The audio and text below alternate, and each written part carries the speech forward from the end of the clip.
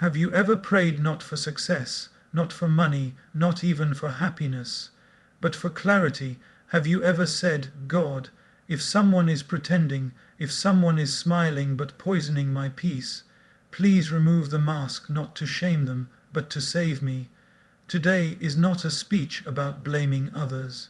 Today is a speech about seeing clearly, because when truth is revealed, healing begins. Most people think prayers are always loud, confident, and full of faith. But the most powerful prayers are often whispered in exhaustion. They are not spoken in temples or churches or mosques. They are spoken in the quiet moments when someone is lying awake at night, staring at the ceiling, wondering why their heart feels so heavy without a clear reason. This kind of prayer does not ask for victory. It asks for understanding. It is the prayer that rises when a person has tried everything, being patient, being kind, being forgiving, and yet feels smaller with every attempt. There is no anger in this prayer, only confusion. A confusion that says, something feels wrong, but I cannot name it. Many people blame themselves at this stage. They replay conversations in their mind, wondering if they spoke too much, expected too much, or felt too deeply. They convince themselves that the discomfort they feel is a personal weakness. But the soul is wiser than the mind. The soul senses imbalance long before logic can explain it. This is where the silent prayer begins. It is not dramatic. It does not demand exposure. It simply asks for light. Light to see clearly. Light to understand why love feels conditional. Why conversations feel one-sided. Why appreciation feels absent even after giving so much. When this prayer is sincere, the answer does not come as a sudden revelation. It comes slowly, gently, through patterns. You begin to notice how apologies never come. You notice how accountability is always redirected. You notice how your emotions are questioned, minimized, or turned against you. No announcement is made, yet clarity quietly settles in. There is a strange pain in this realization, but also relief. Pain, because you finally see that what you were hoping would change was never meant to. Relief, because you stop fighting an invisible battle. You understand that the exhaustion was not because you lacked strength, but because you were pouring into a place that could not hold what you gave. This silent prayer transforms a person. It teaches them that intuition is not imagination, that discomfort is not disloyalty, that asking for clarity is not an act of betrayal, but an act of self-respect. Slowly, the heart stops begging for explanations and starts listening to what has been shown all along. And in that quiet understanding, something shifts. You may not feel victorious, but you feel grounded. You may not feel joyful yet, but you feel awake. The prayer has been answered, not with noise, not with confrontation, but with truth. In the world we live in, it is very easy to be impressed. A confident voice, a charming smile, the ability to say the right thing at the right time. These qualities often convince us that we are in the presence of someone admirable. We are taught to value appearances, to trust what sounds good, and to believe what is presented smoothly.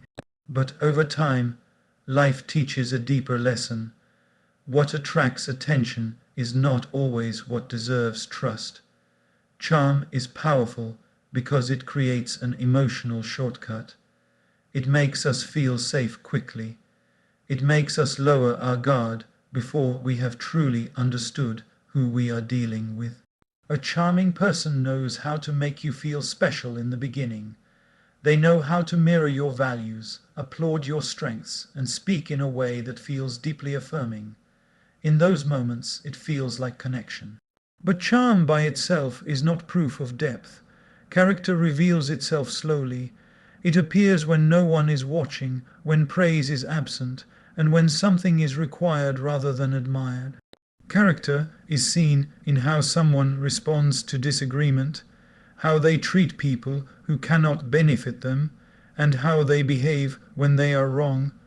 Unlike charm, character does not rush. It does not perform. It remains consistent even when it is inconvenient. The danger arises when we confuse the two. When charm is mistaken for character, we excuse behaviors that quietly hurt us. We explain away broken promises, subtle insults, and emotional absence because the person still knows how to sound kind. We hold on to their words while ignoring their actions, hoping that the version we first met will return if we are patient enough. But actions speak in a language the heart understands very clearly. A person with character may not always speak sweetly, but their presence feels safe. Their promises align with their behavior. Their care is shown not only in moments of celebration, but also in moments of discomfort. Where charm seeks admiration, character takes responsibility. Over time, the imbalance becomes exhausting. You start to notice that the relationship survives on performance rather than sincerity. Conversations feel impressive but empty. Apologies feel polished but unchanged. You are entertained, even admired, yet somehow unseen. This is the cost of prioritizing charm over character. When awareness grows, the illusion begins to fade. You realize that consistency is more valuable than intensity, that respect matters more than attraction, that someone who truly values you does not need to impress you constantly. They simply show up honestly. In that realization, your standards shift, not toward perfection, but toward authenticity. And once authenticity becomes the measure, charm alone no longer has the power to convince you. Control thrives in confusion. When clarity enters the room, control begins to weaken. A person who needs to dominate emotional space does not do so through strength, but through uncertainty. They create an environment where you are never fully sure of where you stand, where you are constantly evaluating your words, your reactions, and even your feelings. This uncertainty keeps you engaged, second, guessing yourself instead of questioning them. What unsettles such a person most is not confrontation, but awareness. Anger still gives them importance. Arguments still give them relevance. Even tears can be used as proof of influence. But calm observation removes the fuel. When you stop reacting impulsively and start watching patterns patiently, something changes. The power dynamic quietly shifts. They fear moments when you pause instead of respond, when you listen instead of defend, when you no longer rush to explain your intentions, because in those moments you are no longer participating in the emotional game. You are stepping outside it. And once you step outside, their tactics become visible, predictable, and limited. Their greatest fear is not being disliked. It is being understood. When someone sees through the exaggerated confidence, the selective empathy, and the carefully crafted image, the illusion cracks. The need to manipulate increases, but its effectiveness decreases. What once confused you now appears repetitive. What once felt personal now feels mechanical. As clarity grows, you begin to trust your inner observations more than their narrative. You stop accepting guilt for things that were never your responsibility. You notice how blame is redirected, how accountability is avoided, and how empathy appears only when it serves an image. This recognition does not come with drama. It comes with quiet certainty, and that certainty is deeply unsettling to someone who relies on control. Because control requires participation, it requires emotional investment from the other side. When you detach without hostility, when you respond without fear, when you remain grounded instead of reactive, the influence dissolves on its own. In this space of awareness, fear loses its grip. You no longer need to expose, confront, or prove anything. Seeing clearly is enough. Understanding the pattern is enough. The moment you are no longer confused, you are no longer controlled. Some experiences enter life not as blessings, but as disruptions. They arrive quietly, settle deeply, and slowly begin to test the parts of us we have never questioned before. At first, we try to understand them as mistakes or misfortune. We ask why something that feels so heavy was allowed to take root in our lives. But not every difficult presence is accidental. Some are instructional. Growth rarely comes through comfort. It comes through contrast. When someone repeatedly challenges your sense of self, your boundaries, and your emotional balance, it forces an internal reckoning. You begin to notice what you tolerate, what you excuse, and what you ignore in the name of harmony. These realizations are uncomfortable, but they are transformative. There are lessons that cannot be taught through advice or inspiration alone. They must be lived. Through such experiences, patience is tested until it becomes discernment. Kindness is examined until it learns self-respect. Loyalty is refined until it no longer requires self-abandonment. What once felt like virtue, when overextended, reveals its shadow. In these moments, you learn the difference between compassion and sacrifice, between forgiveness and permission. You see how easily love can turn into obligation when boundaries are absent. You recognize how silence can be mistaken for peace and endurance for strength. These insights are not theoretical, they are earned through emotional friction. The presence of such a person often awakens a deeper awareness of your own needs. You begin to ask questions you never asked before. Why do I feel responsible for fixing what I did not break? Why do I feel anxious in situations where there should be ease? These questions are not signs of weakness. They are signs of awakening. Through this process, something essential is built within you. Self-worth becomes grounded, not dependent on approval. Boundaries become clearer, not defensive but firm. You begin to understand that love does not require constant proving, and respect does not need to be negotiated repeatedly. What once felt like an unfair test slowly reveals itself as preparation. Preparation for healthier relationships. Preparation for clearer choices. Preparation for a version of yourself that no longer confuses intensity with intimacy. The experience leaves its mark, but it also leaves behind strength, awareness, and an unshakable sense of self. There is a common belief that exposure is loud, dramatic, and immediate, that it arrives like a sudden confrontation where everything is revealed at once and justice is instantly served. But truth does not work that way. Truth is patient. It unfolds at its own pace, without announcements or arguments, without needing anyone to force it into the light. When truth begins to surface, it does not arrive through revenge or retaliation. It arrives through consistency. A person can maintain a false image for a while, but sustaining it over time requires more effort than most realize. Small contradictions appear. Stories begin to shift. Promises are made easily and forgotten just as easily. What once felt convincing starts to feel unstable. Those who watch closely begin to notice, not because someone is pointing fingers, but because patterns repeat themselves. The same conflicts follow the person into different spaces. The same misunderstandings arise with different people. Slowly, others experience what you experienced in silence. Without you saying a word, the truth introduces itself. There is a quiet strength in not rushing this process.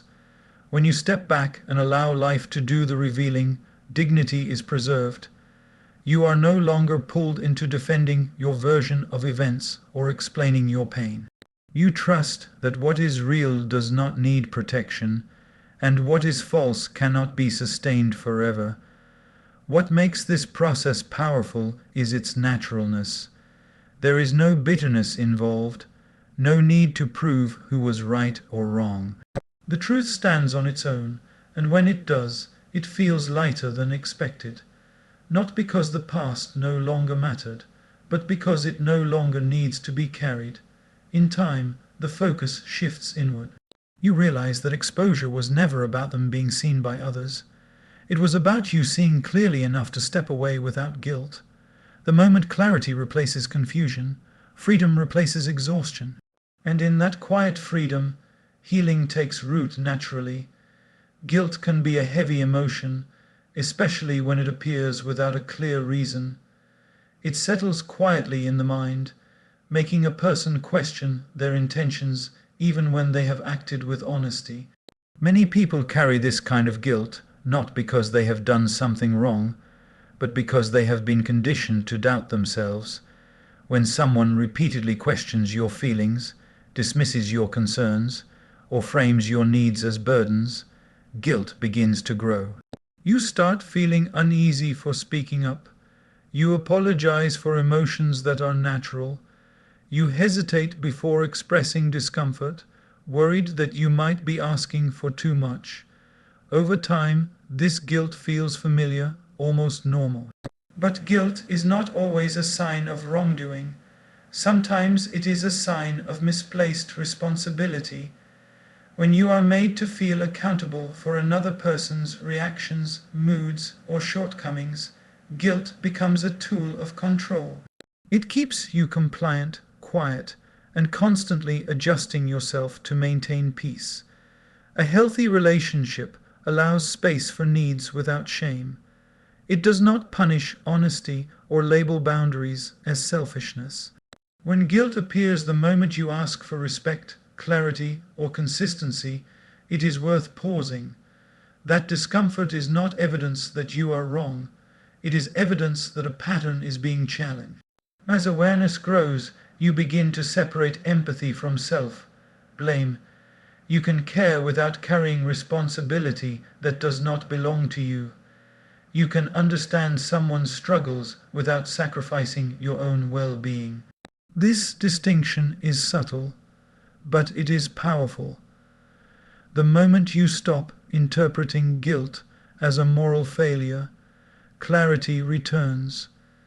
You begin to recognize that self-respect may feel uncomfortable at first, especially if you are not used to practicing it. But discomfort does not mean disobedience to kindness. It means growth. Slowly, the guilt loosens its grip. You no longer rush to explain yourself. You no longer shrink your needs to avoid tension. You learn that your voice does not require permission, and your emotions do not need justification. In that understanding, confidence rebuilds itself, not loudly, but steadily and truthfully. There comes a moment when distance appears not as rejection, but as relief. It is not created through anger or resentment, but through exhaustion giving way to clarity. You may still care, you may still wish well, but something within you no longer feels pulled to engage the same way. This shift is quiet, almost unnoticeable at first, yet deeply protective. Detachment is often misunderstood as coldness. In reality, it is the return of balance. It happens when you stop allowing your emotions to be the entry point for manipulation. You begin to respond rather than react. You listen without absorbing. You observe without internalizing. This is not indifference. It is emotional maturity. At first, detachment can feel uncomfortable. You might question whether you are being unkind or distant, but over time, you realize that constant emotional availability was never the same as love. Love does not require self-neglect. Care does not require constant sacrifice. When you step back, you create space for clarity to breathe. In this space, you notice how much energy was once spent managing someone else's emotions. You see how often you adjusted your tone, your words, and your reactions to avoid conflict. Detachment removes this burden. You allow others to feel what they feel without rushing to fix, explain, or soften the moment. As emotional attachment loosens, peace begins to settle in unexpected ways. Your thoughts slow down, your body relaxes, You are no longer anticipating reactions or rehearsing conversations in your mind. Life feels lighter, not because everything is perfect, but because you are no longer carrying what was never yours to carry. Detachment also strengthens discernment. You become more selective with your energy, more intentional with your presence. You understand that not every situation requires your involvement, and not every emotion requires your response. Silence becomes a choice, not a punishment. In this quiet strength, boundaries form naturally. You are no longer defending them, you are simply living by them, and in doing so, you protect not only your peace, but your sense of self. No one can sustain a false image forever. Maintaining a mask requires constant effort, constant adjustment, and constant awareness of how one is being perceived. Over time, the pressure of maintaining this performance becomes too heavy. Fatigue sets in, patience thins, and the cracks begin to show. Not all at once, but in moments that cannot be explained away. These moments often appear during stress, responsibility, or loss of control. When expectations rise or accountability is required, the carefully crafted version starts to slip. Reactions become sharper, empathy fades. What was once hidden behind charm and confidence emerges through impatience, defensiveness, or indifference. These shifts are subtle, but they are revealing. What makes this process undeniable is repetition. Everyone can have a bad day. Everyone can make a mistake. But when the same behavior appears again and again, across different situations and with different people, it stops being circumstantial. It becomes character, and once character reveals itself, the illusion loses its power. The exposure rarely needs an audience. Often, it happens quietly within relationships, workplaces, or family spaces. People begin to sense inconsistency. Trust weakens, doubt grows. The image that once seemed impressive now feels unstable. Without confrontation or accusation, the truth finds its way into awareness. For those who have already seen behind the mask, this phase brings confirmation rather than surprise. It validates the confusion once felt. It explains the unease that could not be articulated earlier. There is a strange calm in this understanding, because reality finally aligns with intuition. The most important part of this moment is restraint. There is no need to announce what you see. There is no need to convince others. When the mask falls, it does so on its own terms. Your role is not to expose, but to remain grounded, observant, and intact. In remaining silent and steady, you protect your dignity. You allow life to speak where words are unnecessary. And in that quiet witnessing, you move forward without carrying the weight of proving what was always true. There is a point in healing where the need to be understood begins to fade. Not because the pain was insignificant, but because carrying the desire for validation becomes heavier than carrying the truth itself. At first, being believed feels essential. You want others to see what you endured, to acknowledge the unfairness, to confirm that your feelings were justified. This longing is human, but slowly a shift occurs. You realize that not everyone has the capacity to understand experiences they have never lived. Some people listen through their own biases. Others are uncomfortable with truths that disturb their image of someone they admire. Waiting for universal validation can quietly trap you in the past. Choosing peace means releasing this expectation. It means allowing your experience to be real even if it is not recognized by everyone. You stop rehearsing explanations in your mind. You stop collecting evidence for conversations that may never happen. Your energy begins to return to you. This choice does not deny what happened. It simply refuses to let it define your present.